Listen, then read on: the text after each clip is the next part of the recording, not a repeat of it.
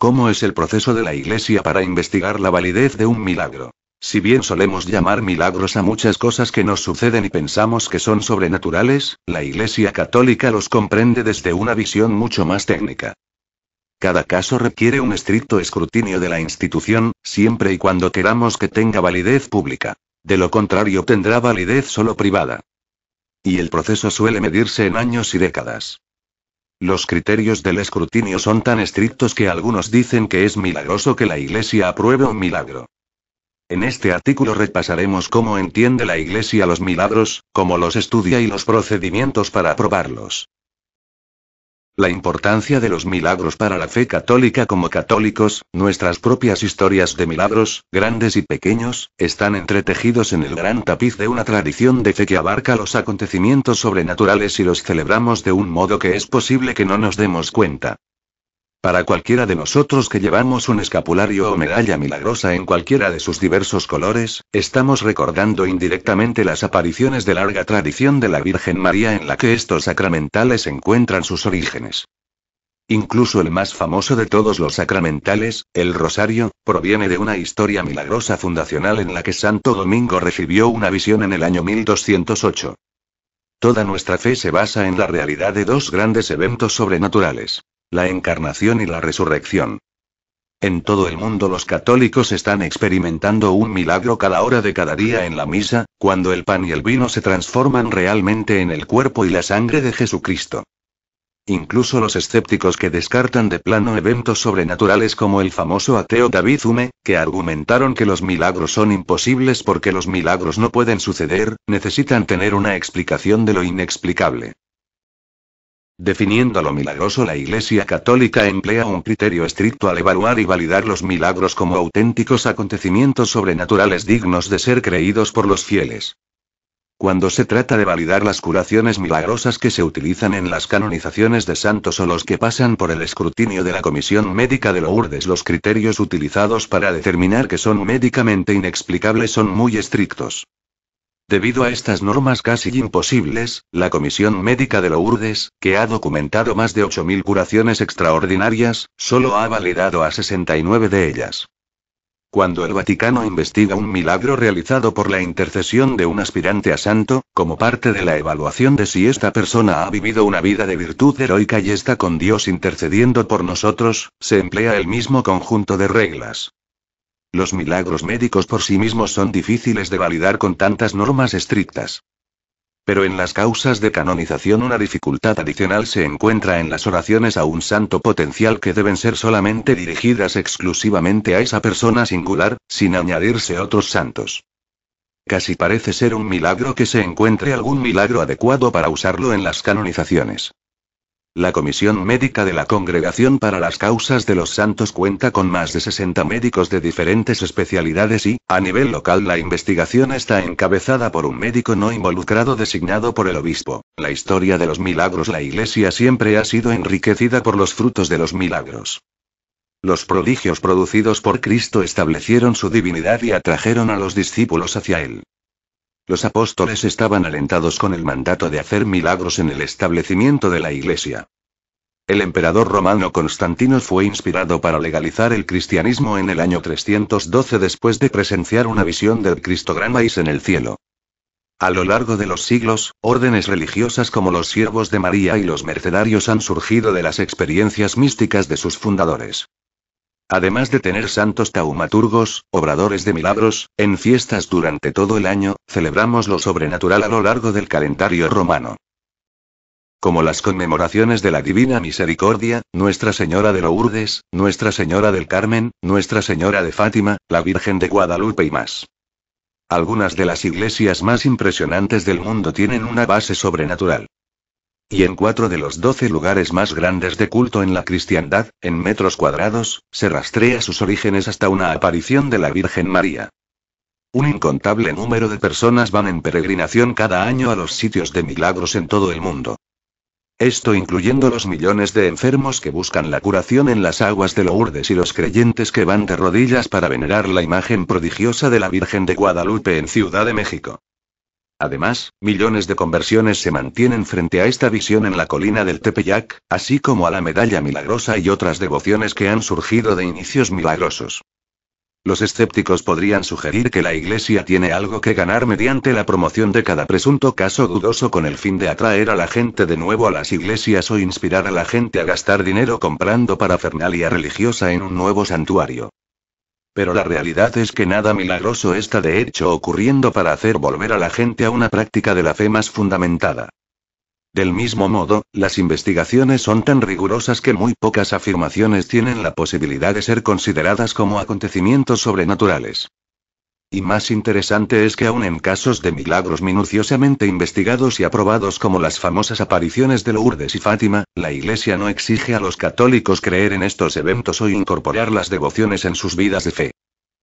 Tipos de milagros. Diferentes tipos de milagro requieren diferentes tipos de atención en las investigaciones por parte de la Iglesia. Tal vez los casos más claros son aquellos en los que la ciencia lleva el mayor peso en la evaluación de la autenticidad del evento. En los informes de milagros eucarísticos, donde se dice que la hostia se convirtió físicamente en carne sangrante, la hostia es generalmente confiscada por las autoridades bajo la instrucción del obispo local para llevar a cabo las pruebas científicas que puedan diferenciar fácilmente el engaño de un auténtico milagro. En algunos casos extremadamente raros, sangre humana real o músculo del corazón se han encontrado presentes en la hostia, incluyendo el caso de 1996 en Argentina verificado positivamente por el entonces arzobispo Jorge Mario Bergoglio, el futuro Papa Francisco. En las investigaciones de los iconos que lloran se emplea la ciencia para descubrir el engaño o explicaciones naturales como fugas en la red de conductos en el edificio de la iglesia.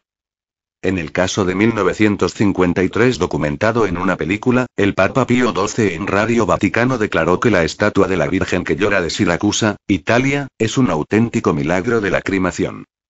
La estatua, dada a una pareja de jóvenes como regalo de bodas, pasó por un escrutinio científico y causó cientos de milagros verificados, incluyendo la recuperación de la vista de la mujer que era dueña de la estatua. Otras estatuas como la de Nuestra Señora de Akita en 1973 en Japón, científicos han verificado que produjeron sangre humana. Los presuntos casos de estigmas, es decir, aquellas personas que presentan las heridas místicas de Cristo en sus manos, los pies y la frente dependen en gran medida en los exámenes médicos realizados a fondo para descartar el fraude. El más famoso estigmatizado moderno, San Padre Pío, un monje capuchino de Pietrelcina, Italia, con muchos supuestos dones místicos, se sometió a pruebas médicas y al escrutinio en silencio mientras la Iglesia verificaba estos eventos extraordinarios. El número, la ubicación y el tamaño de las heridas de los estigmatizados varían ampliamente, lo que sugiere que los estigmas son un fenómeno en el que el receptor, al menos en parte, experimenta la pasión de Cristo de acuerdo con su comprensión personal de la misma. No ha habido casos conocidos de estigmas producidas con éxito por medio de la hipnosis. Más complejos son los casos que involucran informes de visiones y mensajes de Jesús, de la Virgen María o de los santos. Los supuestos casos de una persona que recibe comunicación divina requieren un nivel especial de atención, exhaustiva e imparcial por parte de las autoridades de la Iglesia con el fin de que las personas no sean llevadas por un mal camino. Con escáneres cerebrales y otro tipo de pruebas, la ciencia ha intentado comprender la actividad cerebral de los videntes. Al final, sin embargo, la Iglesia debe establecer si el testigo es confiable y digno de confianza.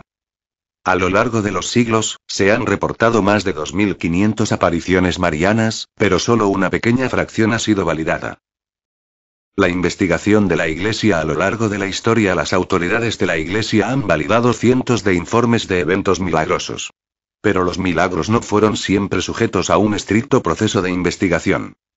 La mayoría de los sucesos de los primeros siglos de la Iglesia solo disfrutan de un modo tradicional de aprobación. Es decir, un reconocimiento como acontecimientos sobrenaturales que se basan en una fuerte sensus fidelium, o reconocimiento universal de los fieles. Eventualmente, sin embargo, los milagros con mensajes divinos escritos quizás para la Iglesia universal requirieron que se redactaran directrices más desarrolladas. Las revelaciones de Santa Brígida de Suecia se consideraron en los concilios de Constanza, 1414, 1418, y Basilea, 1431, 1449, y en el Quinto Concilio de Letrán, 1512, 1517.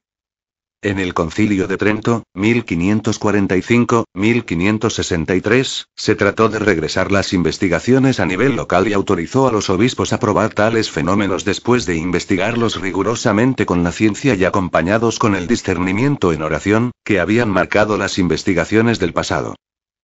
Más normas respecto a los milagros fueron desarrolladas por Prospero Lambertini, 1675-1758, el futuro Benedicto XIV, que proporcionó una guía para la evaluación de las revelaciones privadas, y los milagros necesarios en la canonización de los santos en Deservorum Dei Beatificatione et de Beatorum Canonizatione en 1840.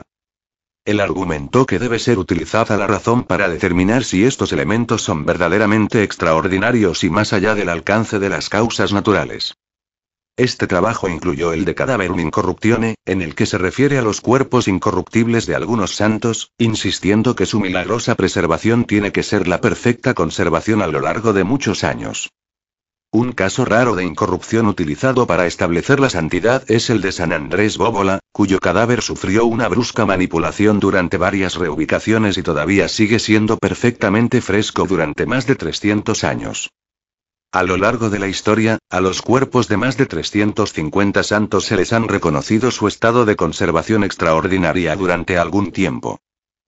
Comunicando el Juicio, un documento más reciente de la Congregación para la Doctrina de la Fe, CDF, es el estándar actual que establece las directrices para el juicio de las reivindicaciones de apariciones.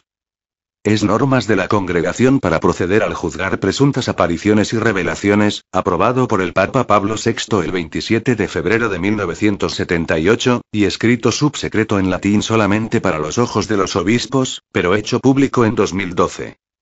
De acuerdo con este documento y el derecho canónico, la autoridad competente es el obispo local, que puede hacer un juicio público sobre la autenticidad de una reclamación milagro sin que sea necesario que le siga un comentario del Vaticano. Aunque el obispo diocesano tiene el derecho de iniciar una investigación, la Conferencia Nacional de Obispos de ese país puede intervenir posteriormente a petición de este, bien a petición de un calificado grupo de fieles. Si es necesario, el Vaticano puede entonces también intervenir si la situación involucra en general a la Iglesia o si el discernimiento lo requiere. El ejemplo moderno clásico de la progresión en los niveles a intervenir de la autoridad es el controvertido caso de la supuesta aparición de Medjugorje.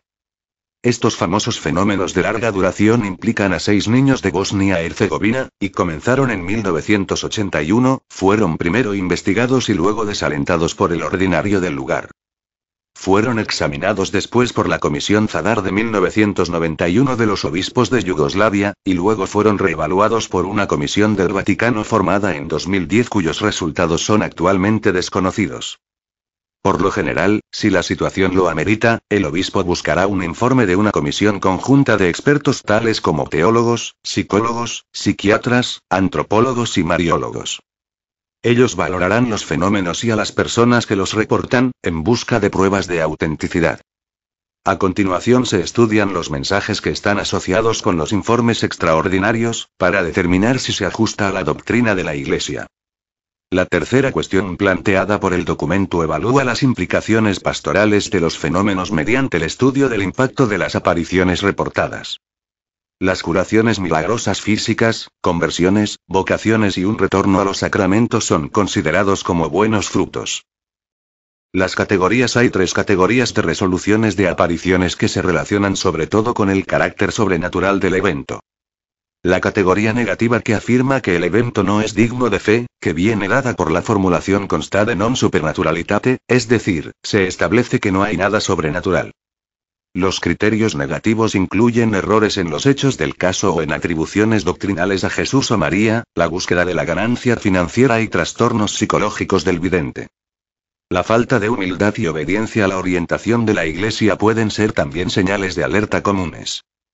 Una segunda categoría de juicio, non consta de supernaturalitate, no consta su sobrenaturalidad, que es de la incertidumbre, pidiendo una postura de esperar y ver.